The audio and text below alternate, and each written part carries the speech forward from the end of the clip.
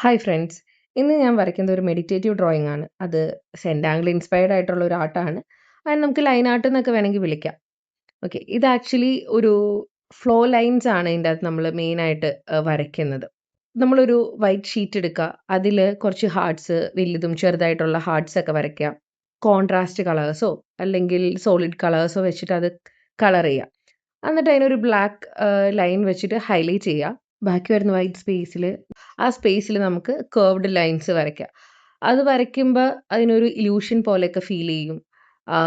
നമുക്ക് ഈ illusion art അല്ലെങ്കിൽ ഇങ്ങനത്തെ ഫ്ലോ ലൈൻസും അങ്ങനത്തെ ഉള്ള ലൈൻ ആർട്സ് അല്ലെങ്കിൽ സെന്റ് ആംഗിൾ ആർട്സ് ഒക്കെ ചെയ്യുമ്പോൾ ഇങ്ങനത്തെ ഡ്രോയിങ്സ് ഒക്കെ ചെയ്യുമ്പോൾ മെയിനായിട്ട് നമുക്ക് നമ്മുടെ കോൺസെൻട്രേഷൻ കൂട്ടാൻ പറ്റും. പിന്നെ അതുപോലെ തന്നെ നമുക്ക് മൈൻഡ് ഒന്ന് റിലാക്സ് ചെയ്യാൻ പറ്റും. നമുക്ക് പല സ്ട്രെസ്സും കാര്യങ്ങളൊക്കെ ഉണ്ടാവും. പക്ഷെ ഇങ്ങനെ വരയ്ക്കുമ്പോൾ നമുക്ക് മൈൻഡ് കുറച്ച് ഫ്രീ ആക്കാൻ പറ്റും.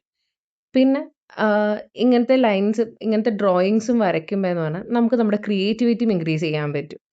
എല്ലാവരും ഈ ഡ്രോയിങ് ട്രൈ ചെയ്യുക, അല്ലെങ്കിൽ ഷെയർ ചെയ്യുക. എൻ്റെ ചാനൽ സബ്സ്ക്രൈബ് ചെയ്യുക. ഓക്കെ. അപ്പോൾ നെക്സ്റ്റ് വീഡിയോ ആയിട്ട് കാണാം. ബൈ. God bless you.